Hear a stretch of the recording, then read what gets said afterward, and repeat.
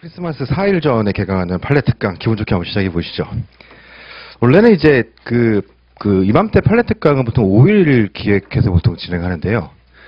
이번 달에 도저히 일정이 안 나와가지고 이번 주에 할 수밖에 없는데 5일 하려고 하다 보니까는 5일차가 크리스마스더라고요. 도저히 크리스마스 날 종강하는 만행을 저질 수 없어가지고 불가피하게 4일로 이렇게 잡아놨습니다. 강의 계획서 먼저 보시죠.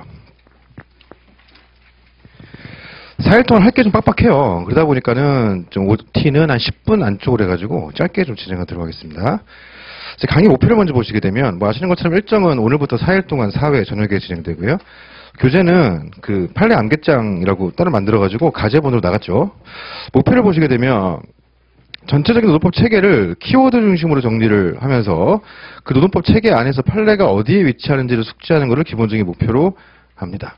1기강 이전에 노동법의 기본적인 흐름을 판례를 중심으로 다시 한번 정리하는 것을 이제 본 강의의 취지로 이렇게 잡아놨습니다. 기본적으로 제 1기 때 쓰는 연기 주말반에 썼던 또 1기 때 쓰는 제 수험서에 있는 판례를 거의 다 넣었어요. 거의 빼지 않고. 그래가지고 제 수험서에 있는 내용 중에서 판례는 다 갖다 박아놨구나 이렇게 보시면 되겠어요. 그러니까 판례 수가 어마어마하죠. 제가 정확히는 안 재봤는데 대충 한 350개쯤 이게 판례가 들어가 있습니다. 이거는 지금 다 봐야 되는 거냐? 그건 사실 아니에요. 그래서 제가 판례별로 이제 판례 제목을 살짝 붙여놓고요, 앞에다가. 그 다음에 A, B, C, D 등급을 나눠놨어요. 그래서 A등급 판례는, 기본적으로 A, B까지는 봐야 돼요. 최소한. A, B까지는 봐야 되는데, 가능하면 A등급 판례는 원문 그대로 좀 암기를, 똑같이는 아니더라도 암기를 하시면 좋을 것 같고요. B등급 판례는 최소한 여기 줄쳐져 있는 부분 정도는 본인의 언어로라도 좀 현출할 수 있도록 답안에 그렇게 준비를 좀 하셔야 될 것 같습니다. 그 다음에 C등급 판례는 한번 봐놓으면 까먹진 않잖아요. 이런 판례가 있더라. 까먹진 않으니까 그거 중심으로 보시면 될 것 같고요. D등급 판례는 그냥 한번 보고 넘어가시면 되겠습니다. 시험에 안 나올 것 같은 것만 따로 D로 빼놨습니다. D도 안 되는 판례들도 있어요. 그런 것들은 아예 여기다 실지도 않았어요. 그래서 이렇게 좀 분리를 해놨다 보시면 되겠어요. 그래서 시간상 이거를 A급 판례들을 사실관계를 쫙 정리하고 이렇게 볼 시간은 사실 4일 동안 잡히지가 않아요. 그래서 이번 4일 동안은 어쨌든 그동안 공부했던 거 전체적인 체계를 다시 한번 잡고 디테일한 내용들을 1기 때 보기 위한 이제 하나의 좀 워밍업 차원으로 그렇게 보시면 되겠습니다. 우리가 노동법 모든 교재에 가장 시작 부분이 뭐로 되어 있냐면 노동법의 개념 이런 거 나와 있는데 그건 시험에 안 나오니까 그건 이제 따로 볼 필요 없겠죠. 그래서 그나마 나올 수 있는 것 중에 가장 먼저 보는 게 노동법의 법원을 봅니다. 그러면 우리가 노동법의 법원을 얘기했을 때 키워드로 떠올릴 수 있는 것들을 한번 떠올려 보자고요. 딱 그냥 생각하는 거예요.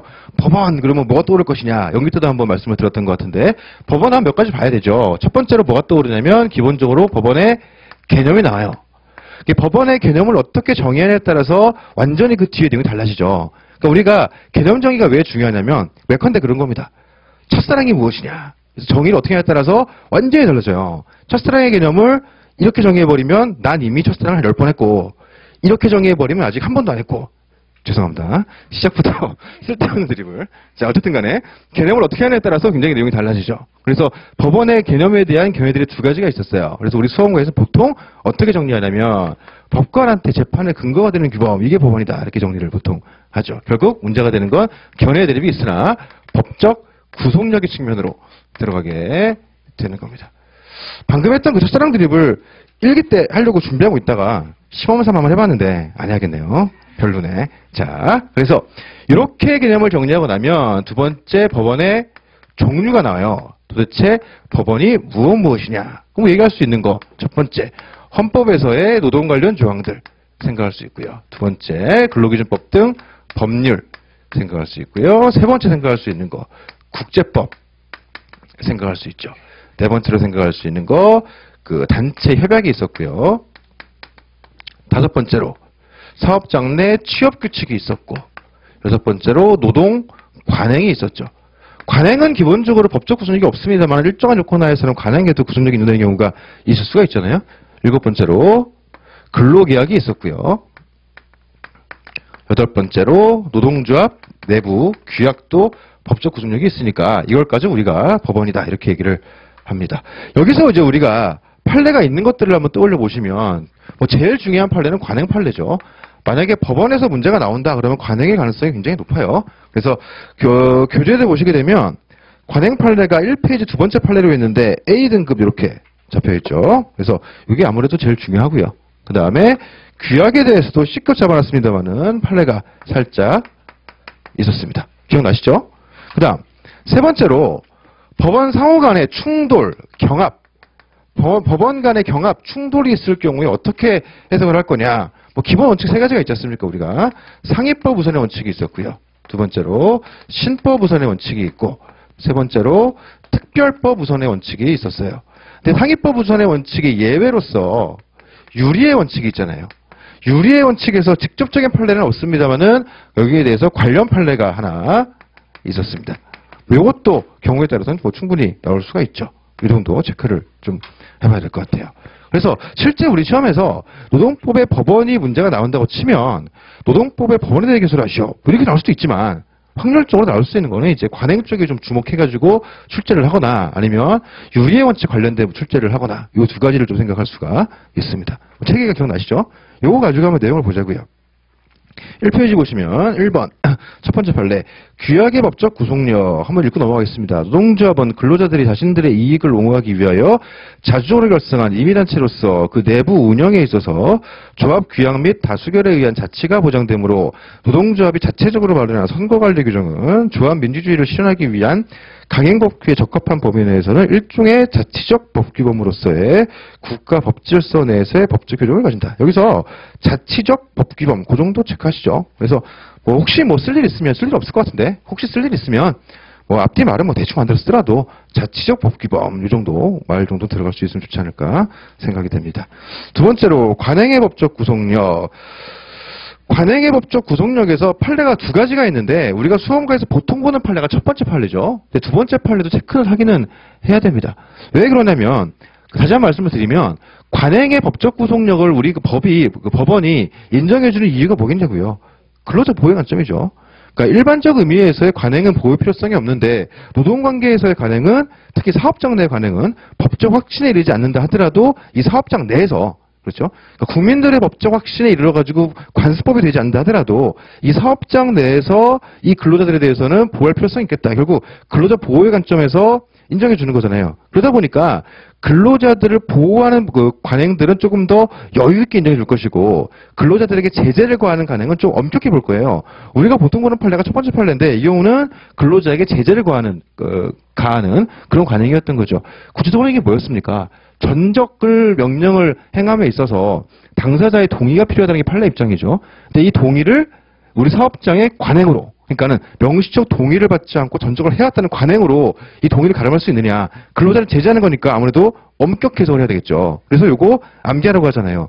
기업 내부에 존재하는 특정의 관행이 근로계약의 내용을 이루고 있다고 하기 위해서는 그러한 관행이 기업사회에서 일반적으로 근로관계를 규율하는 규범적 사실로서 명확히 승인되거나 기업의 구성원에 의하여 일반적으로 아무도 이의를 제기하지 아니한 채 당연한 것으로 받아들여져서 기업 내에서 사실상의 제도로서 확립되도록 할 정도의 규범의식에 의하여 지지되고 있어야 된다. 이 정도 요건을 갖추었다면 비록 근로자에게 제재를 가하는 관행이지만 그 효력을 인정해주겠다. 국민들의 법적 확신은 없지만 이 사업장 내에서의 구속력을 인정해주겠다. 이런 거죠.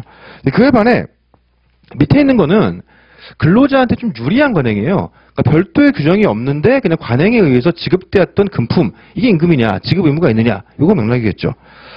맨 밑에 두 번째로 보시게 되면 지급 의무의 발생 근거는 단협이나 취업규칙, 급여규정, 근로계약에 의한 것이든 금품의 지급이 사용자의 방침이나 관행에 따라 계속적으로 이루어져 넘어가시면 노사 간의 그 지급이 당연한 것으로 여겨질 정도의 관례가 형성된 경우처럼 관행에 의한 것이든 무방하다.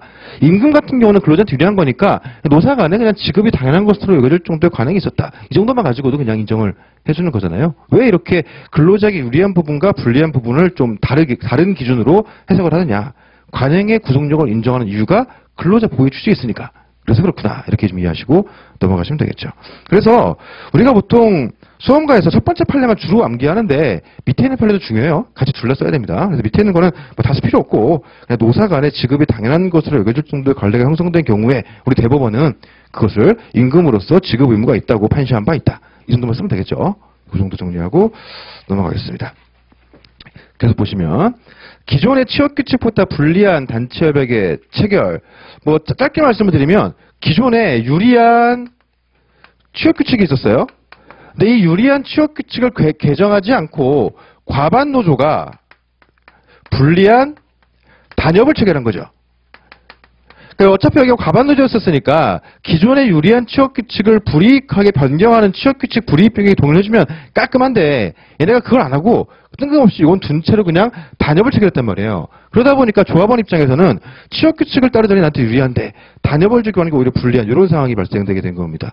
이거 가지고 생각할 수 있는 게 기본적으로 유리의 원칙 생각할 수 있겠죠. 더 불리한 단협이 적용지가 되는 거냐 생각할 수 있는데 우리 판례는 유리의 원칙에 대해서 직접적으로 다루지는 않았고요. 대신 다른 얘기를 좀 하죠. 읽어보시면 하나 둘 셋 넷 위에부터 보시죠. 협약자체 원칙상 노동조합은 사용자 사이의 근로조건을 유리하게 변경하는 단협은 물론이고 불리하게 변경하는 단협도 체결할 수 있다. 기존보다 뭐가 안 좋아졌으니까 이건 나오는 거잖아요. 그래서 이거는 근로계약을 불리하게 변경했든 취업규칙을 변경했든 단협을 변경했든 단협 체결로서 기존보다 뭔가 안 좋아지면 무조건 쓰는 말이다. 이렇게 얘기를 했었습니다. 기억을 떠올려보시면. 근데 여기서 포인트는 그 이제 밑에 건데 단협의 개정에도 불구하고 종전 단협과 동일한 내용의 취업 규칙이 그대로 적용된다면 단협 개정은 목적을 달성할 수 없으므로 개정된 단협에는 당연히 취업 규칙상의 유리 조건의 적용을 배제하고 개정된 단협이 우선적으로 적용된다는 내용의 합의가 포함된 것이라고 봄이 당사의 의사에 합치한다. 그래서 유리한 조건 배제 합의가 포함되어 있다. 이렇게 우리가 보통 얘기를 하죠. 그 판례입니다. 사실 이게 이제 과반 노조가 아니었으면 조금 달리 볼 여지가 있는데 과반 노조다 보니까 어차피 요거를 불이익 변경하는 동의의 주체란 말이에요. 어차피 이 사례에서.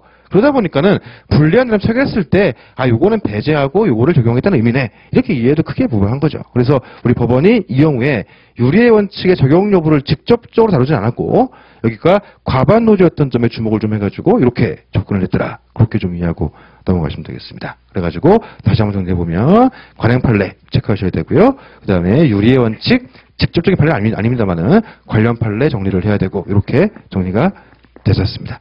그 다음 가시죠.